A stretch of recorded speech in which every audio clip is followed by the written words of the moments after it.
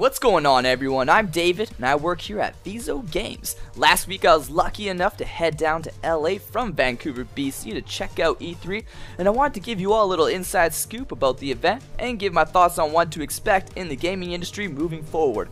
Overall, E3 was amazing. The companies really go all out at these type of events. One of the biggest standouts was definitely Activision and Blizzard. They had this huge display that was similar to a 4D movie. They had pyrotechnics, the floor would shake when there was on-screen action, and TVs were mounted on robotic arms that kind of looked like something out of Star Trek. It was incredible. As for the big three, Nintendo, Sony, and Xbox, well, there were clearly winners, and there were clearly losers. Unfortunately, I didn't get to play a lot of the games due to the extremely long lineups, but I did manage to play a few of the Nintendo games like Mario 64, the new Donkey Kong Country, Mario Kart, and Wind Waker Remastered. Now, I've been a fan of games my whole life, and it all started with Nintendo for me. Call me slightly biased, but all of them were fantastic. I'll be picking them all up personally for the Wii U. For those of you who haven't picked up a Wii U controller,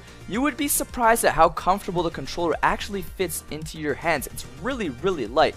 Although I'm still waiting for the chance to actually buy a separate gamepad. Hopefully they don't cost a fortune in the future. If you were a fan of Donkey Kong and Mario Kart in their previous titles, you'll love them both. I have nothing but great things to say about them, and I would definitely suggest those leaning on the fence, debating whether or not to pick up a Wii U, to take a second look, because once all these games drop, you're going to have a blast playing each and every single one of them. Now, Xbox One, on the other hand, didn't do so well at E3. They've been taking a lot of heat lately due to all the negative backlash from used games and the dreaded online policy to actually play games, including single player. Now, personally, I think Xbox is taking a step back from actual gaming and moving more into the entertainment industry as a whole. Love it or hate it, it could be a good move for them, or it could be a terrible move. We just have to wait and see. I think a lot of hardcore gamers are starting to jump over to the PS4 though. More recently today, I visited the local GameStop to put in a pre-order for both consoles because, well, hey, I don't judge. Some things I like on the Xbox, some things I like on the PlayStation. I'm just a gamer in general. I'm going to pick up both, and I already own the Wii U. To give you an idea of where the votes were for the pre-orders, only 12 people pre-ordered for the Xbox, and 82 people pre-ordered the PS4. Keep in mind, these are pre-orders typically coming from your more hardcore fans of gaming. However, Xbox is moving more and more into the entertainment side of things. During an Xbox 101 demo, they showcased some of the features of the new Xbox and how well the Kinect worked, which was actually really impressive. It can detect finger movements, facial features, and it works in the pitch black due to its infrared sensors. Some of the features using the Kinect included raising your controller to raise a shield in-game and leaning your body to make your character lean to avoid getting fired at. Some gamers are going to love these kind of features, some not so much. We're in a new era of gaming and things are changing rapidly. Another feature that will be a big sell to many Americans is the integration of the NFL with Xbox One. They're working together and showed off an NFL app that was actually amazing. And this is coming from someone who doesn't watch football. Honestly, I was kind of just picturing everything being NHL related, being Canadian.